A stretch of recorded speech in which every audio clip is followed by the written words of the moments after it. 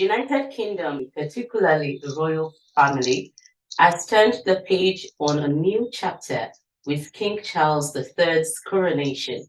The event was a spectacle that has a blend of modern twist. Even though the king automatically ascended the throne when Queen Elizabeth died, the coronation is more of a confirmation. On Let's Talk this week, we will be discussing lessons from the coronation. Hello and welcome to Let's Talk. My name is Olujo Kemosako with the topic Lessons from King Charles' Coronation. My guest is Mr. Razaq Ayinla, a journalist.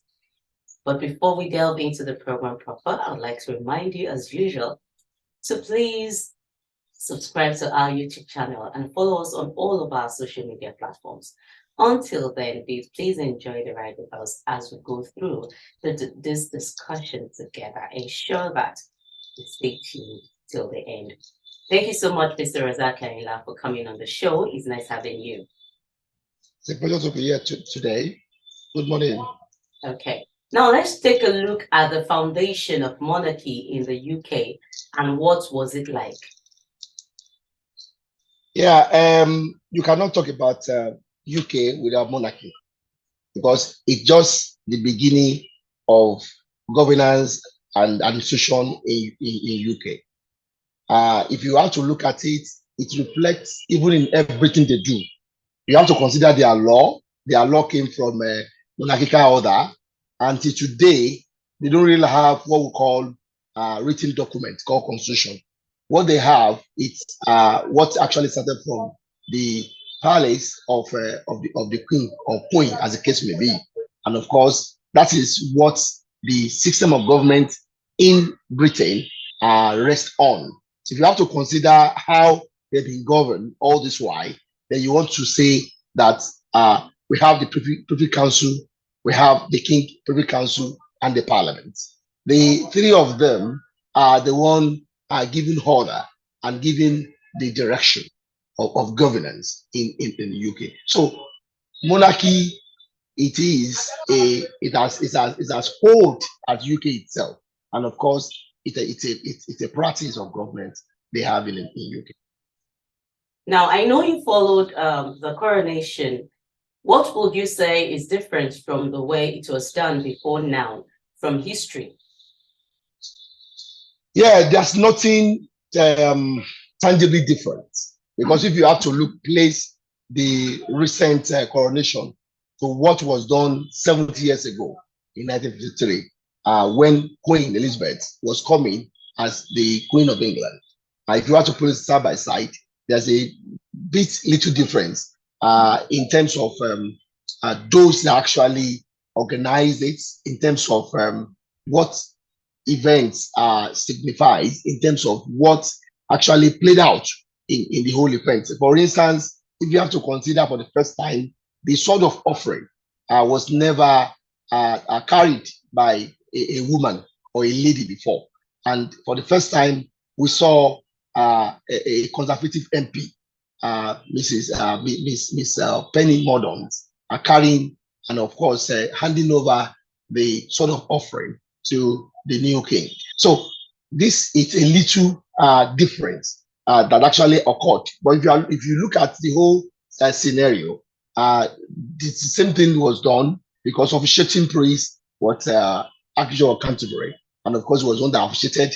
And of course, if you look at what happened in 1953, 70 years ago, you want to agree with me that the same procession, the same organization, and the same habience was felt. And of course, we cannot say much of a difference. Sorry, happened rather than what happened in terms of women for the first time carrying the sword and handing over the sword of offering to the king.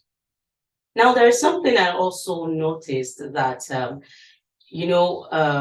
over time, when the priest was actually, when they were making the oath of office, that they were saying that he was making vows to protect, to support, and also to, it was an inclusive oath of office right now, because before now, he was supposed to make sure that the Protestant church, he was supposed to say, okay, the Protestant church will be protected, all of the things that they usually say before. But now they included everybody, not just the church, but also, and you know that with this time and age that where we are right now, there we have different things going on, like people believe in different things, and UK now has become an inclusive nation, unlike the way it used to be that some particular set of people cannot take part in stuff like that. And and looking at the country right now is not just the Christian religion, or with that of the prime minister. What would you say is happening right now? Looking at everything that happened, the oath of office, the way it was done, the person who read the Bible verse and all. If you look at the world itself, it's dynamic and everything is changing. And of course, Britain or United Kingdom can never be caught unawares. And of course, they have to also be dynamic in whatever they are doing. If you look at the whole scenario, you want to agree with me that they are tilting away or moving away from the old order of the way they do things in the past to the modernity. And don't forget, King Charles himself talk about modern monarchy that's going to lead. So everybody is being carried along. I said earlier on that for the first time we have a woman carrying and presenting the sort of offering, which has never happened. Of course, they will tell you that that will be done by men in the past, and they will tell you that they don't allow Protestants and some other religious faith. You could see somebody who came from other religious faiths to be part of that coronation, and you want to agree with me that it shows the world that is dynamic. It shows dynamism in the world, and the way things are being done this time around compared to what was used to be done in England and all over the world. You want to agree with me that some people will also tell you that this man is liberal, and of course, is running all inclusive government rather than his mother, who some people thought was arrogant, who some people thought wouldn't have done the way this man is doing. So don't forget, he himself said it in charge that is not to be served, but you want to serve people. So for you to serve people, you need to run all inclusive government. You need to carry people along, and you need to get them involved in your government and decision making. So that is what the man is trying to do. So, and of course, modern monarchy signifies that and start from that. He also said that he also go back to the Commonwealth Charter that talks about freedom for some other countries are still under the Commonwealth realm, and at the same time trying to give them their own respect, trying to give them treat them being equal as member of Commonwealth. Thank you for that. Now let's talk about the lessons from the coronation. What are those things? Those things you were able to pinpoint that will be beneficial to the world right now. The lesson we have to look at it is that the monarchy and of course the monarch, they show the way the man has promised is going to be liberal and practice modern monarchy in such a way that everybody be carried along, in such a way that they are going to. Don't forget, there's a lot of clip that surface online talking about people protesting that they are making life difficult. They are collecting tax for the coronation, while some people don't get it to their houses. So I want to believe that this man should correct some of these things and ensure that equality to some extent, because you cannot get perfect equality, equal to some extent, and equity is being divided or shared among the people that are involved. You cannot say you are the head of state and the head of Commonwealth realm and still Victoria, and at the same time are giving order and doing things that is affecting the life and well-being of people. I want to believe that this man will have to move away from that because quite a number of allegations are flying around. Example is when they said some parts of diamond were looted in South Africa to produce the imperial state's crown, for which the man did not use at this coronation. And at the same time, another allegation from India that some of their diamond also was stolen and was used as part of crown in the royal collection of this late coin. So that was also dropped because it's supposed to be used for camera in camera, but it was dropped. So these are what I want the man to sustain. Listen to people, listen to protests, listen to advice, try to carry everybody along, especially this country of Commonwealth and 15 rem, Commonwealth rem. So everybody should be involved in decision is making so that at the end of the day, he will not be criticized the way his mother was criticized. Now, let's quickly go on this break. We'll be right back.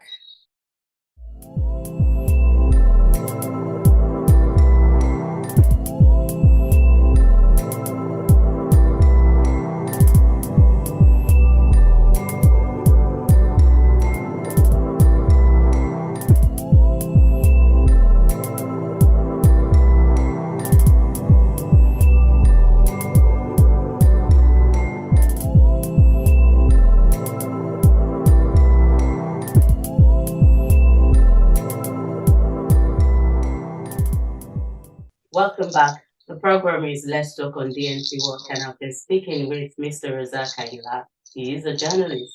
And the topic has been lessons from King Charles' coronation. If you're just joining us, please ensure you go through this discussion with us and help us make some beautiful comments if you have one. Stay tuned. Thank you so much, Mr. Ayinla, for standing by. It's nice having you once again. It's a pleasure to be here. Now, with all those things you mentioned, yes, it's nice for you to listen to the people you will be leading or you are in charge of. But don't you think that it is also necessary for you to be firm and be able to make right decisions, not stepping on people's toes, but also doing the right things? Because if you keep trying to please people, then you might not be able to function well. So what would you say about that?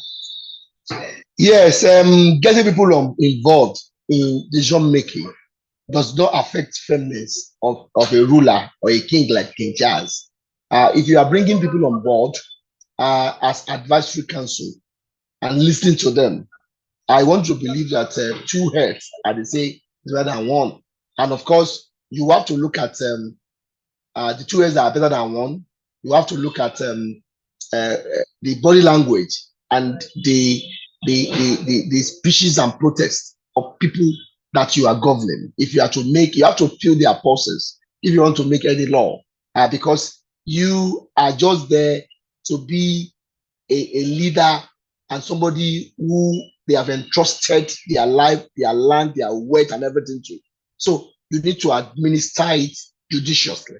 You need to administer it equally so that nobody will be vulnerable, nobody will be shortchanged, and nobody will have any reason to protest or go against your government. Getting people on board, getting them involved, running all inclusive government does not in any way affect firmness of a leader if that leader knows what he's doing. And of course, in the case of King Charles, what is expected of him to do is that he should follow the despite the fact that they're not written, follow the law in land. I'm a law graduate. I know what common law did, and I know what equity did to correct the common law in old England, and of course, or old UK. I understand that it was because of the anomalies of common law that was used by king or queen, as the case may be in England, that gave back to, because in them they believe kings or queen never heard according to common law. Whatever they do, even if they kill person, they don't see it as sin against the law. Or what they see it as is that the king or queen never heard. But in iniquity, That has been cancelled. Inequity, the equity has addressed that normally created by common law. And of course, I want this man to follow that suit by ensuring that he listens to people and he do due diligence. He allow natural justice to take its course. He give people equity, equality, justice, and fairness. By so doing, you will not err. So you don't hear when you get people on board, when you listen to advice, when you listen to the yearnings of people, when you listen to their protests, their body language, you can never hear. But when you want to be dictatorial, taking law into your hands, doing things that are not supported by people, then that is when you're going to make before. So I expect this man not to do that. You need to be liberal. You need to carry people on board and tell them what you want to do. Fill their purses before you make any official policy or official paper. Okay, now that he has been crowned king, we know that as soon as the queen died, he automatically became the king. Now, what is the Definitely. importance of this coronation, seeing how the way it was done compared to the African way of crowning a king? We didn't see them kill a goat. We didn't see them kill human. They had to, all those traditional way of enthroning a king in the African continent. The traditional way of crowning king or coronation in England, it's emerged and embedded in the Anglican Communion way of doing things in England. As a matter of fact, crowning king in England and the Anglican Church in England, they are more or less the same thing because they are intertwined. You cannot separate the Anglican culture or tradition from the coronation of king. That's the reason you see that was done in the Church of Canterbury in England. So that tells you that it's more or less a twin between the church and the palace. So you cannot separate that. The same thing, everything you do in Africa, it's based on what? It's based on ritual. Because they believe that there are gods behind those rituals. And those gods were the one that made king. The way the Anglican doctrine made king in England. So the two, you cannot compare them.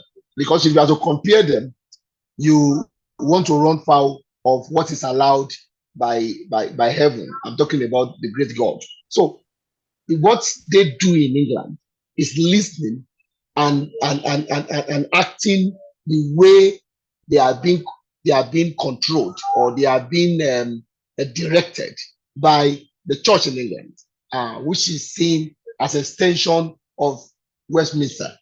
Of course, when Westminster is talking, you also talk about Canterbury, Church of Canterbury in England. So the two are just like twin, and they work hand in hand.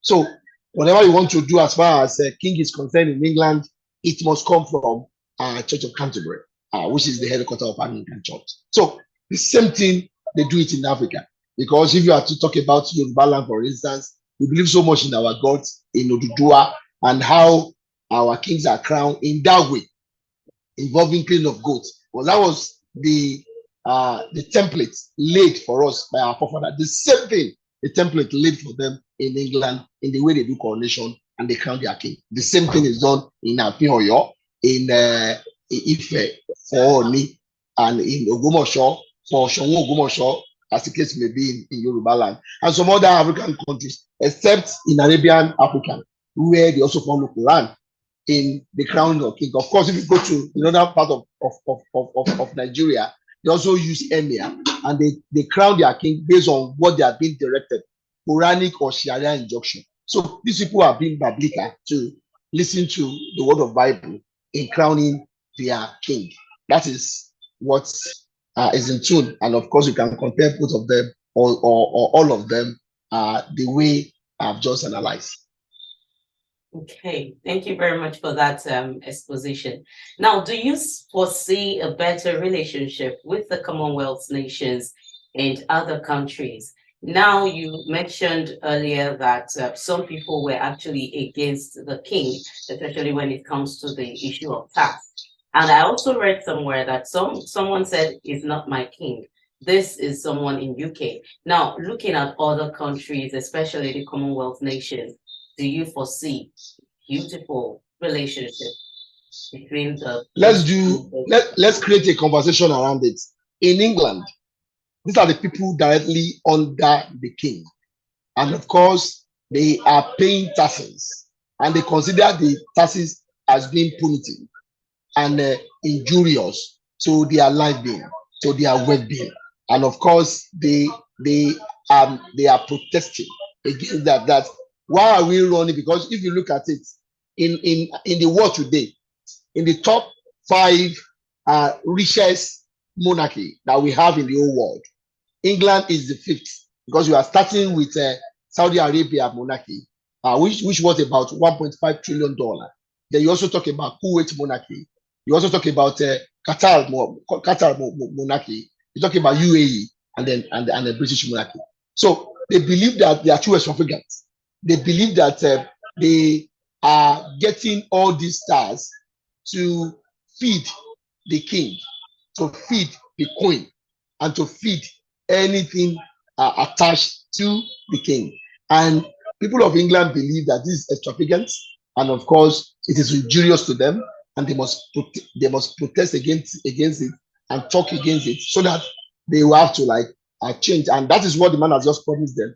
That of course is going to modernize the monarchy in such a way that the suffering will be reduced, and of course will benefit. Everybody will benefit from the monarchy.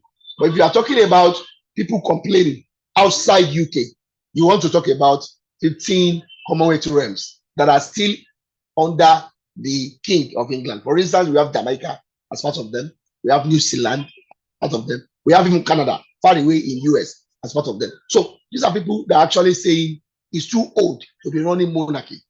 They should, it's a time for them to give us independence, the way they did for Nigeria, for Ghana, for South Africa, for India, so that they will be on their own and not listen to king or queen of England, as the case may be, not saying God bless the king. Rather, let's have a democratically elected leader that will be in charge, rather than listen to the king that are far away from Canada, for instance, the miles away from Jamaica, for instance. That is what they are. That is the argument is all about. That is time for us to be set free. It's time for us to gain our independence, so that we can run our affair better than what we are obtaining now. Thank you so much for your time. And it's been wonderful discussing this topic with you. And to you out there, thank you too for being part of the show. I hope you had a good time with us this beautiful day. Until next time, when I come your way again with another exciting topic, I remain on the Jockey Masako. Bye for now.